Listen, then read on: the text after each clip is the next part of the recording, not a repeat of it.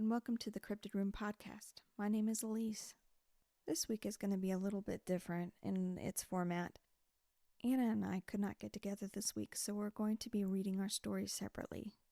There won't be any reactions from us, but we still hope that you enjoy it regardless. And with that, I'm going to start us off on our first story.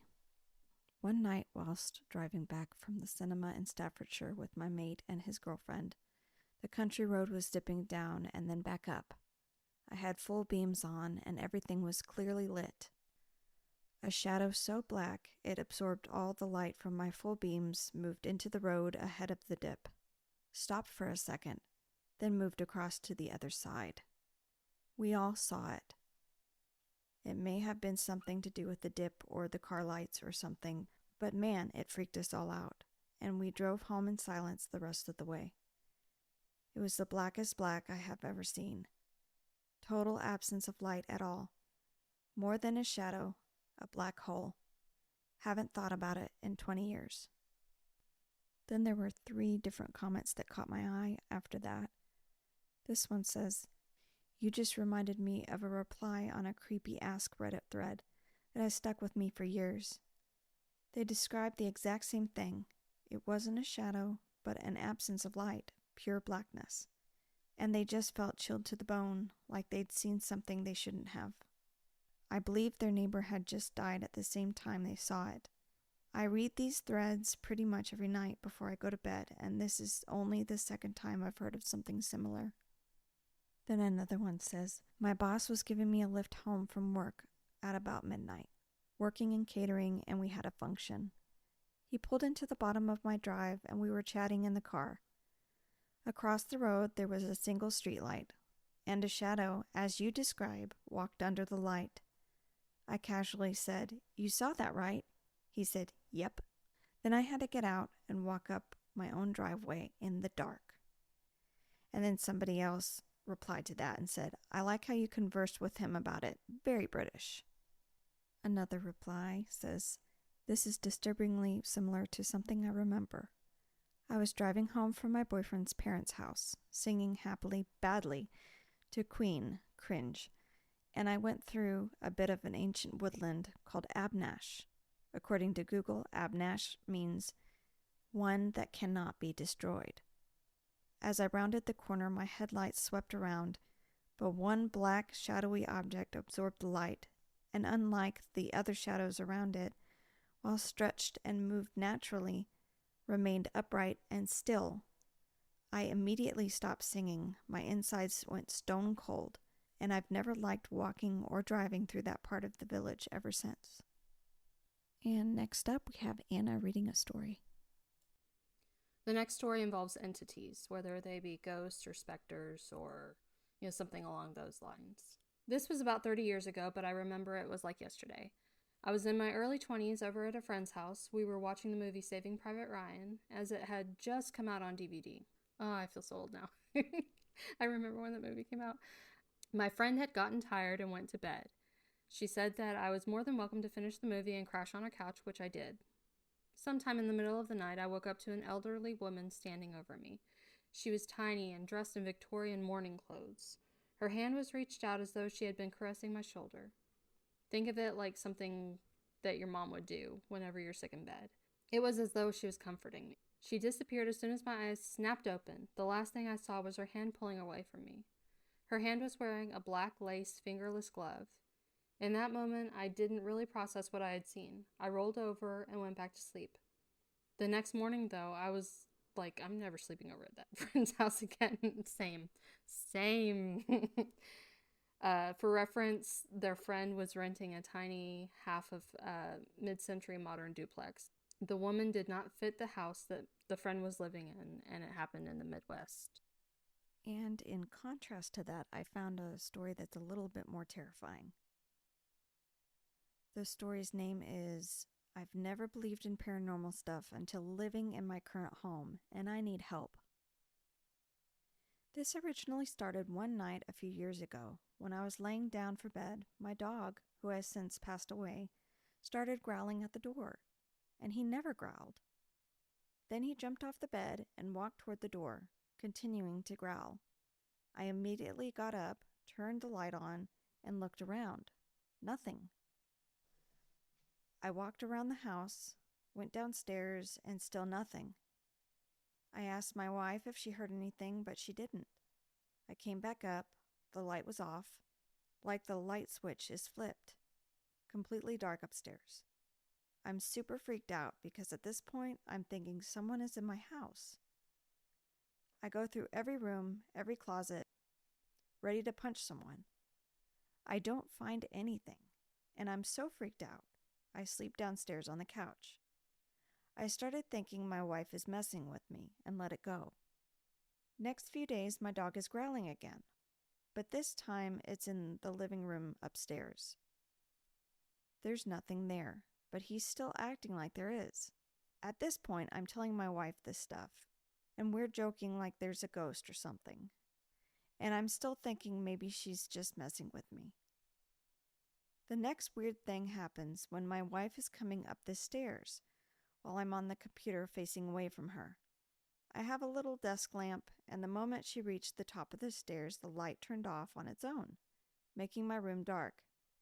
I freaked out and turned it back on. At this point, I know she's not messing with me, and realizing something weird is going on. The longer these weird things go on, I just get this feeling that something is there. Something I see movement out of the corner of my eye and just get the chills. And it just feels like somebody else is there. 2 weeks ago, before my dog passed away, I was woken up by what I thought was my wife calling my dog, and he jumped off the bed and ran towards her. I get out of bed, then see my dog come back into the room and follow me as I leave the room. I don't see my wife. If she comes upstairs, she always says hi to me. I go downstairs and my wife is in bed. We have separate rooms. The most recent thing to happen was tonight. I got this sudden feeling like someone was walking into my room on my right side, and I look over and see nothing. I say out loud, "If someone is there, turn the lights off." Nothing happens. It's probably in my head, I'm thinking. I get up to stretch and run downstairs, and I go to turn the stair light on. Doesn't turn on. At this point, I'm freaked out. I head downstairs to tell my wife, and she's also freaked out. She comes back up to check the light. Doesn't turn on. She walks up halfway and checks the bulb. It was unscrewed. I don't know what to do, but I feel like I can't sleep upstairs anymore. Edit: I forgot to mention my wife saying that she hears footsteps upstairs when I'm not home often. The next story involves death and premonition of death. It all started when one day I was going to school early in the morning. I remember vividly the day before. I felt terrible, but it had subsided overnight. Back to the early morning, I was on my way to the school by the school bus. It was a normal routine, nothing felt different. I was casually looking out the window and enjoying the morning breeze when suddenly I got this dreaded feeling as if the world was about to end. And first time in my life, I was sobbing my eyes out on the school bus. I didn't know what was wrong. I had nothing happening in my life that would be affecting me in this way.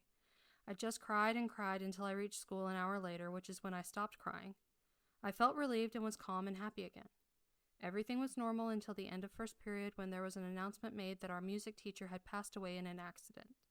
I didn't think much of it back then because I thought it could be a coincidence and I brushed it off for months, until it started happening a lot more. It's always the same feeling. The atmosphere gets claustrophobic and I feel like something terrible has happened to me, and then the feeling passes. I feel normal again, and suddenly I get news that someone related to me by blood or not has passed away. This has happened to me at least 9 to 10 times now, and terrifies me whenever I get any kind of bad feeling, because I never know who it's about and when it'll happen. This next story is from a subreddit called Paranormal, and it has to do with Tudor England, which is something that I'm very interested in. I love Tudor England. I love learning about King Henry and all of his wives. So this is kind of a really fun one for me. I'm lucky enough to work in a Tudor hall in the UK. The building is late 14th century, although much of it is late 16th century and later. It's timber framed and the electrics are in dire need of doing, so it is a creaky and poorly lit old pile. Places like this tend to accumulate spooky stories, and the hall is no exception, with 2 old legends in particular. There have been loads of sightings around the place that have been reported by both staff and visitors. In the 7 years I've been there, I've been collecting those stories, and we've made a ghost tour from them. I'm somewhat of a skeptic, but I've had 3 experiences that I can't really explain. I'll share 2 of them below. The first came in the summer of 2018. It was still bright out, so the hall wasn't too dark. I was closing the first floor of the house on my own. I reached the room where a lot of the sightings center around. Off to the side is a bedroom with a large oak door. I had my back to the main room whilst trying to close the door, as the bolt was jammed.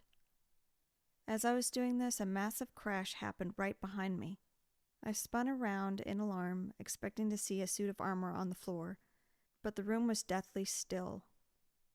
I could feel the vibrations through the doorknob. Needless to say, I was freaked out and left. The second experience was quite fleeting, but I'm sure of what I saw. Again, at the end of the day, about 6 months after the first experience. In this service wing, there's a large Victorian kitchen, and just outside its door is a small staircase leading up to the servants' quarters and a guest wing. I was heading into the kitchen to turn the lights off, but I looked up the stairs as I passed and saw someone in a long white dress pass across the top. It took me a moment as we had other staff in, but I realized that the last visitors had just left. Thinking we'd missed someone, I went upstairs and searched for this visitor. I looked through several rooms, but there was no one there. Needless to say, it's a spooky old place, and many of the staff don't like being there on their own. If I can figure out an easier way to share the other stories, I will do. Anna will be reading our last story. This story involves theories about time slips. Have you ever heard of the Esrange Space Center event in Sweden? Supposedly, in 1979, researchers were digging out an unidentified disc-shaped structure beneath the bedrock, and UFOs had been seen in the sky above the site. They found a man frozen to death with a coffee pot who was not dressed in Arctic clothes that looked exactly like one of their coworkers, who was currently alive, except he had a chipped tooth while their coworker did not. They buried the body as unidentified. In 1980, they discovered that there was a 575-day delay between seismic activity and the craft appearing above the facility. They predicted a UFO would appear based on this find and gathered to see if they were right. They heard a bang just as the coworker resembling the body was coming into an area with a coffee pot, and he suddenly vanished. They figured the body they found had been their coworker transported miles away and back in time, due to the UFO creating time warp bubbles to jump through the bedrock, which took their coworker by accident. This person's guess is that if the report is true, then unseen UFO activity above could be causing time slips and some missing 411 type disappearances.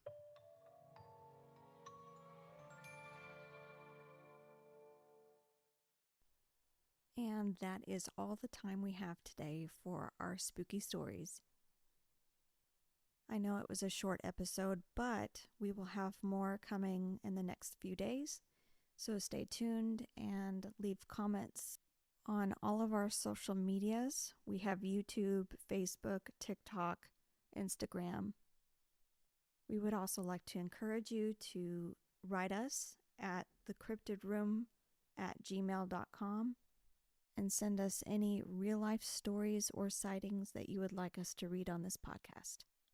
As we sound off today, I would like to encourage you to go into our comments section on any of the social medias and discuss the stories we've talked about, especially the Tudor story because that is so interesting to me. Maybe even in the future we can do an entire episode on that time period. And we are going to end on that note. We will see you next time, and thank you for listening. Bye.